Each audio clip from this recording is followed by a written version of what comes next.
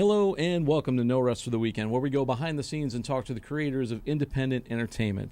I'm Jason Godby, and with me in the Rabbit Hole studio today, a very special guest. She is the head of development and production for Brick TV, Miss Kai Youngblood. Welcome, Kai. Thanks, Jason. It's good to be here.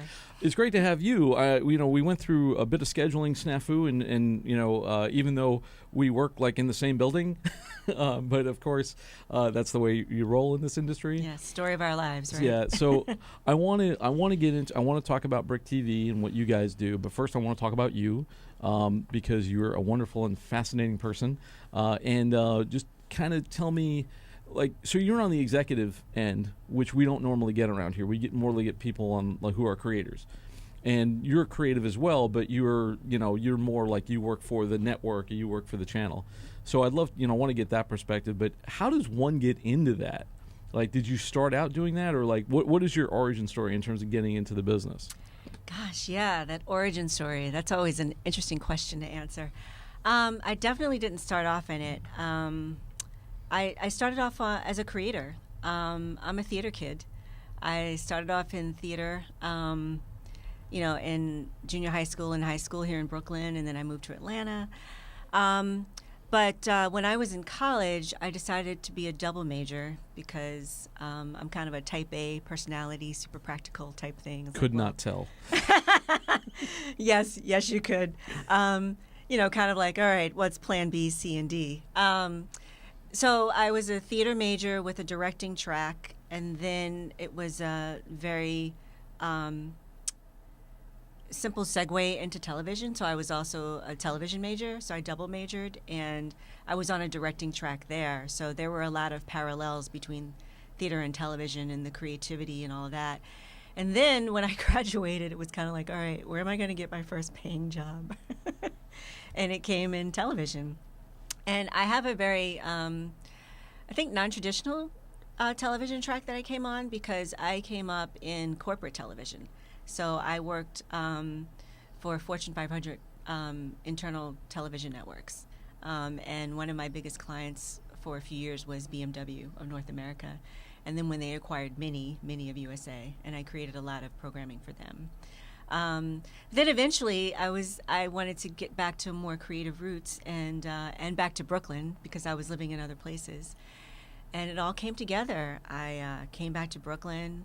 I learned about Brick, which has gone through several iterations, and landed with Brick TV, and here I am. For those who don't know, or those of you guys, because there's the Brick Arts Media Center. There is Brooklyn Free Speech, which is the public access channel for Brooklyn. And then there's Brick TV, which is a separate entity that's sort of housed in the same umbrella.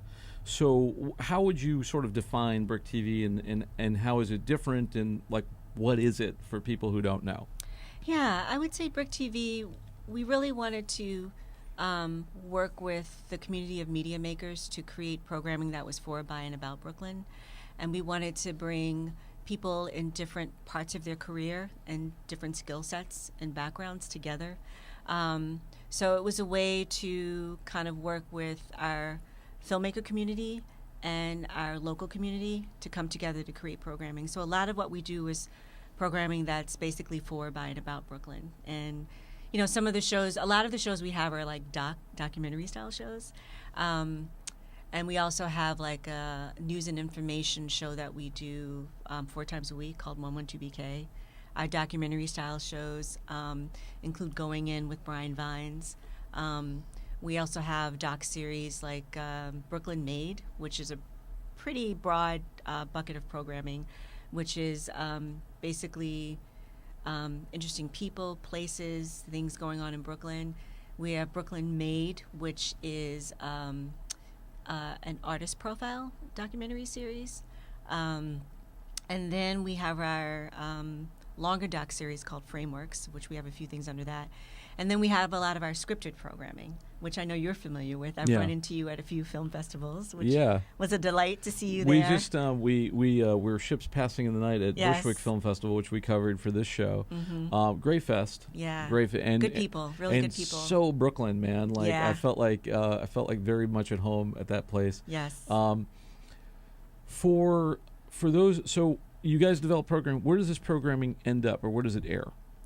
So it airs on our broadcast channels for Brick TV, but specifically, we put a lot of things on digital. So you'll see it actually on our website, so brickartsmedia.org, and all of that is tied to our YouTube channel. So you can see we have our own digital network, our YouTube channel.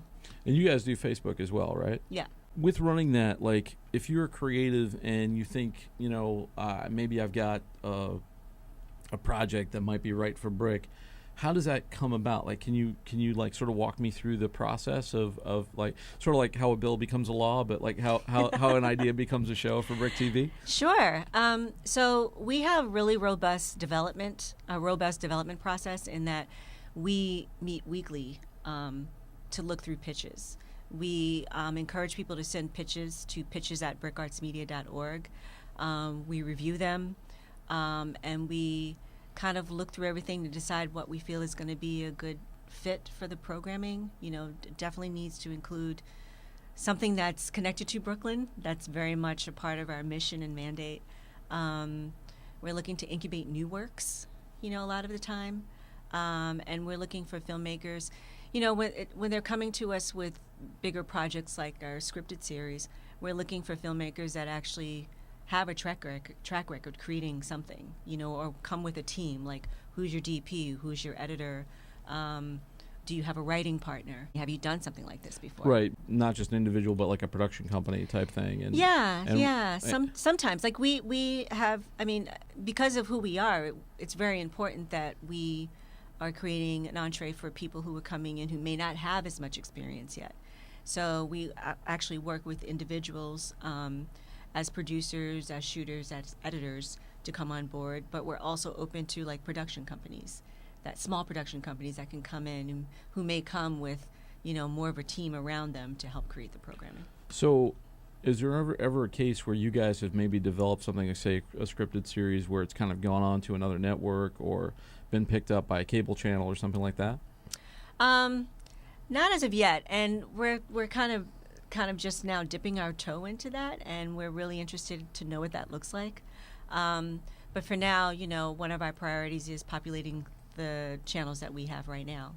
So, but we're definitely open to that for sure. And for you guys, like when you say that it has to deal with Brooklyn, the one thing I've kind of thought about is, and maybe you have an answer for this, but if it's Brooklyn centric, does it really reach the broader world? Like if it's a show about for by Brooklyn, does it still translate to Hayes, Kansas, or something like that? Or and have Right. you seen that? Like have Right. you seen people from because Brooklyn is like a state of mind, I guess. It's not like really it's a place, but people know what it is. You could be in Paris or Moscow or something and say Brooklyn, and people know what it is.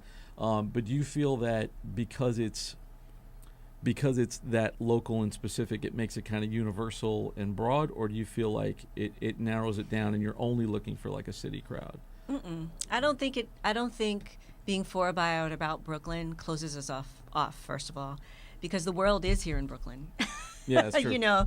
And Brooklyn now has this cachet, blah blah blah blah. I grew up here. I remember what it was like. But I think stories are universal.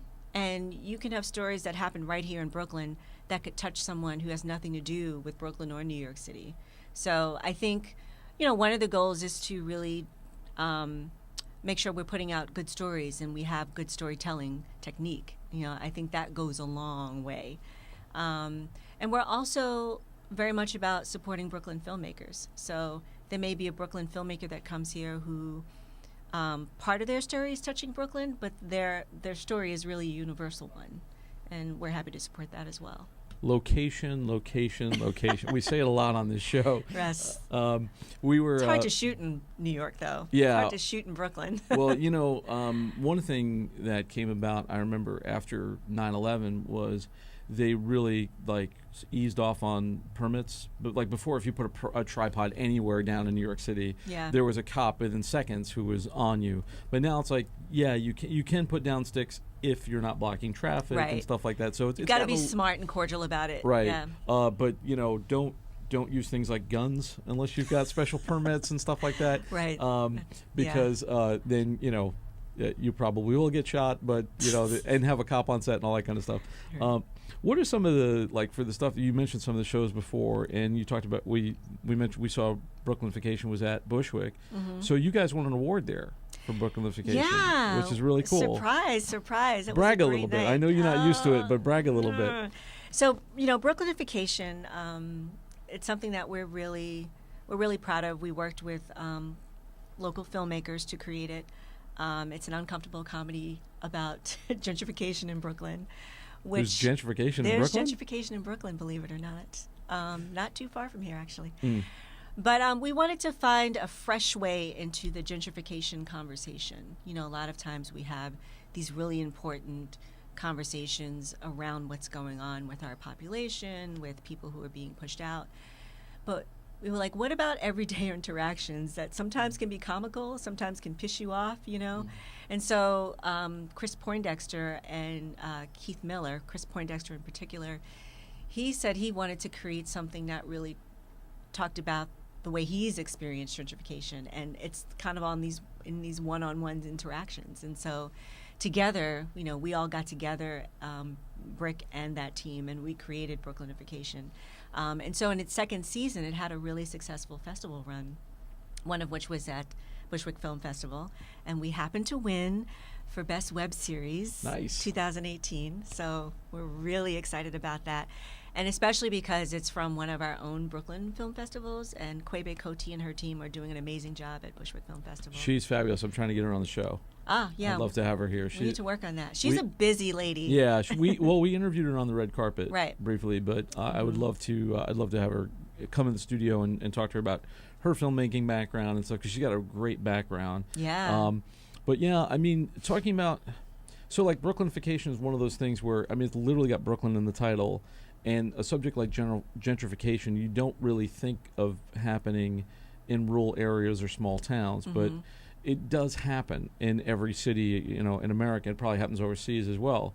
I mean, I see it. I was kind of part of it when I moved to my neighborhood in Brooklyn. My neighborhood is predominantly like West Indian, Jamaican, Bajan, Haitian, and like a lot of island folks. And when I first moved in, they were like, "Oh, you must be new." You saw me. You didn't even have to open your mouth. No, right? I was just like, people waved at me. They were like, "Hey, can you need help finding something?" I mean, and that was 10 years ago. You didn't get any. What are you doing here? Did you get off at the wrong stop? No. I mean, very, very friendly folk. Everybody was really nice to me. And now I look at my neighborhood and it's like looking like Williamsburg used to, and it's slowly kind of filtering down Flatbush Avenue, and the restaurants are changing and all this, and there's stories there, and there's going to be push and pull, and there's going to be people who like it and people who hate it, and I just thank God for rent stabilization, and. A lot of people in the city are thanking God for rent stabilization. And it's a good thing. Look it up, kids, if you want to move to New York and become a filmmaker. If you can find a rent stabilized place, probably you may have to murder somebody to get their apartment, but it's a good thing to have. Rent control, I don't think exists anymore. But I do have a story about gentrification in other places, because Brooklynification actually got into a film festival called the Bentonville Film Festival in Arkansas. Oh wow! Of all places, and that was my first time in Arkansas. But it was an amazing festival, and at our premiere there, when the jokes came up, we were curious to see if they would land, because a lot of it we were like, oh wow, this is probably too insular. We're very Brooklyn centric. It feels like inside baseball, Yes, and exactly. Arkansas. You don't think you don't think Brooklyn humor is going to hit in Arkansas. No, and there were some things that didn't, but there were some things that did. And afterwards, we had people come up to us and they say, wow, that's happening over here. Something similar is happening. Yeah. And then we had other people who said, oh, they just loved it. They were people that they wouldn't normally see or interact with, that they got to kind of experience on screen. So I think stuff like that is great, and I think one of the things I've talked about on the show before, but like if people see more programming like that, or they just know people like that, there would probably be a lot more tolerance in the world, and there would be a lot less conflict, because I think most of the people who are anti other people, they haven't met those people, Right. And And we don't have to agree. yeah, We don't have to agree, but if you're telling me something and I'm able to hear you without necessarily fully living in your shoes or agreeing with you, but respecting your experience, I think that's a big part of it as well. You know? and hopefully, like I'm not a fan of message programming because I think most of it's really heavy-handed and terrible. Feels very manipulative. Yeah, actually. and you're just like, stop, movie, But like I'm not gonna let you have your way with me. But I feel like, if you do it right, and maybe make the sandwich bread with some humor, and you can still have the meat there, but Right. like you can like pack in some humor and just make it like the you must entertain is always the credo of anything, because that's why people watch television. They don't watch television to be lectured. They want a little bit of sugar in their bowl. That's oh man, that's a great quote. I have Nina Simone on my iPad. Oh, I love her. But anyway, so I want you to before we go, I want to get your advice, because you've dealt with a lot of first-time creators. You've dealt with a lot of new people coming to, like pitching and stuff like that. Like, and I always said you guys are just such sweethearts to deal with. It's like the T-ball league before you get into because and most people that you pitch to are very nice, Right. but they have these big corporate structures and mandates, Right. and if you're not exactly the right square peg to fit in there, you have a lot. If you don't know what the game is, you're in a lot of trouble. Mm-hmm. But with you guys, you always seem very accommodating and very sweet about it. But still, you have a mandate and you have things that you need to hear. Mm-hmm. But if somebody does come to you, like, what advice do you give people, or what can you? Because I'm sure there's a lot of people out in our audience that would maybe thinking about developing a series, or they've maybe it's their first series, or they've got a web series, they don't want to make something bigger. What kind of advice would you give those folks? I think first and foremost, it's important for people as creators, and you as a creator, like, to be authentic. It's important to be authentic to your story. Sometimes people feel like, oh, I need to create something that fits within this structure. And it's fine to create that as long as it's still an authentic story, because it's easy to see through something that doesn't feel true, or something that, a lot of things can get watered down in trying to please other people. So I think that's the first and foremost thing. I mean, which sounds counterintuitive, because this business is all about pleasing other people. It is. Like, you have to tell, like, well, it can be. Yeah, like it's when you think about it, because I've seen people pitch to like Comedy Central or whatever, Mm-hmm. and Comedy Central's like, that's a great story, but I gotta sell this in Hays, Kansas. Right. And how do you translate it to that? And we don't have to sell it in Kansas. Yeah, that's nice. That's part of it. Yeah. But we do want to make sure we're making smart decisions in how we curate content as well. Because we do want to get into those first tier festivals for the work that we're targeting for that, and we do want to reach a broader audience. But we're also part of a bigger arts organization that has a mission towards supporting, the community here. Right. But I say staying authentic to the story you want to tell, while still, and this is going to sound like I'm talking out of both sides of my mouth, while still trying to figure out, okay, who am I pitching this to, and why is it good for them? Right. I think it's really important to come into a room and know who you're pitching to, and know what they're looking for, because there might be a really good synergy where you can figure out how your authentic story can work within. And part of it is helping us understand how that could work. Sometimes we get pitches and we're like, oh, yeah, this is great, but it just doesn't fit. I think part of the pitching process for me too is like when I develop stuff, I'm like, well, I want to see this show. Does anybody else? Like, is there Right. an audience for it? Like, Yeah. I was like, well, I would totally dig this. I was chatting with a producer friend of mine last night, and we were working on a show with another partner, and it was like, all right, and I was just asking him, like, who is the audience for this? What network is it going to go on? And through that discussion, the show took, without changing the fundamental of what it is, it's still was like, oh, okay, and it helped us define the show. It helped us figure out like, oh, it's okay, maybe it's a more sophisticated audience. Maybe it's like a Right. cable, like a HBO or a Showtime or a Netflix, as opposed to something you're going to see on the internet or like you're just going to put it on Facebook or whatever. Like, yeah, and we need to get and it's if it's that network, then we need these kind of people to do Right, it. right. And all of that stuff informs it, but you're right in the fact that you can get so caught up in that you forget what the hell you were doing in the first place. Right. It gets And- watered down, or it becomes not a priority. Right, or and then by the time you've morphed it into, and that's what, unfortunately, that's what happens in networks a lot of times too. Yeah. Like you go in there, It's- yeah. and you get, wait, this started out as this, and then you made it into that, and then they blame you when it's not successful. That is when it's no longer good. I mean, Yeah. that's why I have so much respect for, say, Issa Rae. I mean, she went into those negotiations with HBO, and it took a long time to go from the time when HBO was first interested in it to the time when it actually got on the air. It was a long process. But she was kind of stuck to her authentic vision in it, and in that they found a medium that works. So Tough to do. Yeah. It's very tough to do. and that's why I think it's really important to be clear about what your vision is, Yeah. because in the end, you want to be successful as a filmmaker, but you want to believe in the work that you do. And if you don't feel like you can stand by your work, or you don't feel that it's authentic to your voice, then I think that's a problem. Yeah, I mean, a lot of us who work in the industry, we don't always have that luxury. Like, Yeah, I get it. I can't always afford artistic integrity because I got to eat this month. Right.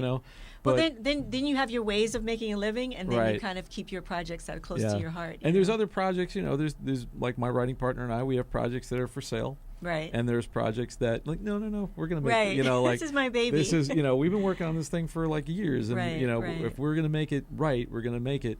And it's important to have that. I mean, the other advice I give people too is like if you're going to pitch, don't have one thing. Like when if we go to pitch, that's really good advice. because what's the thing they always say? This is not right for us. What else have you got? Right. And then if you're shrug, that's it. That's the end of the meeting. Right. Because Because it's more than just that pitch. It's about this ongoing relationship you're creating with people that you want to work with. yeah. You want to pitch to. That's what everybody at like New York Television said when we went there and talked to those people. That's what everybody at Starable.com said. And they're all really nice people. And if they like you, Oh, that's a big part of it. they, like the first rule of pitching is don't be a big jerk, because they have to like you. And if you're a person, the personality's not so winning, you're probably not going to get invited back. Get a wingman that's likable. Yeah, You know what I yeah, mean? Like if yeah. you know you're not such a likable person, someone that you trust, But I would also say it's important to just do it too. Sometimes you can sit on something too long, and other times it's about just kind of getting it done and going, okay, maybe we should have done it this way, and kind of reworking it. But Yeah, you can find a lot through, and it's really about a producer friend of mine says it's about getting the minimum viable product. Like it's not going to cost you blood money, and you're going to be able to make what you need to make. And sometimes that's a pilot, and sometimes it's a script, and Right. sometimes it's a pitch on a napkin. Depending on if your name is Dan Harmon, it's a pitch on a napkin. Right. But if your name is Jason Godby, it's probably a series Bible and a pilot script, and Now who's treatments. type A? Yeah, exactly. It's all about, like, I literally heard someone from a company say, if we don't know your name, give us more stuff. Yeah. The least known you are, Right. minimize our risk.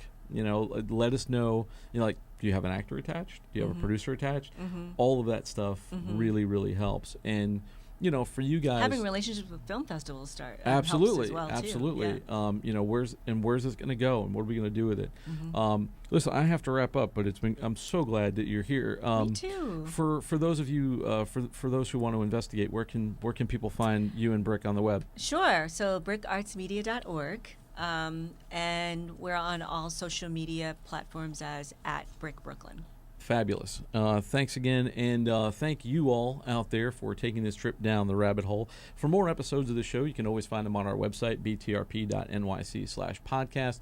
We're also on all the major podcast places like Anchor, iTunes, Stitcher, Google Play, etc., etc., etc. Once again, I'd love to thank my guest, Ms. Kai Youngblood. Thanks so you. much. And Thank you for Behind the Rabbit Productions. I'm Jason Godby. Thank you for joining us, and we'll see you next time.